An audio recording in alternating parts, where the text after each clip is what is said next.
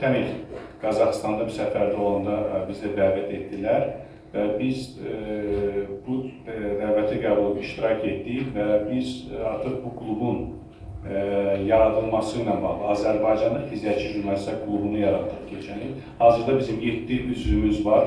Düzdür, xizək sürmələri biraz hələ ki çətindir, çünki bu yeni bir Azərbaycanın ölkəni götürsək ki, bu xizək mədəniyyəti deyək, bu son bir neçə ildə formalaşmağa başlayıb. O yüzden bizim həmkarlarımız arasında da xizək sürən təəssüf ki, yoxdur və biz istədik ki, bu klubu yaradaq və bu klubun sayəsində Xizəkçi Jurnalistika klubunun həm onların xizək sürmə vərdişlərini öyrədək.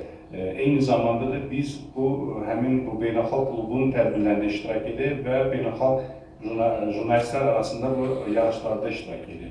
Mən öz adımdan Rüstəm Məmmədliyə təşəkkür etmək istəyirəm ki, bu təşəbbüsdə Şahta Turizm Mərkəzi olaraq bizə dəstəkləyir.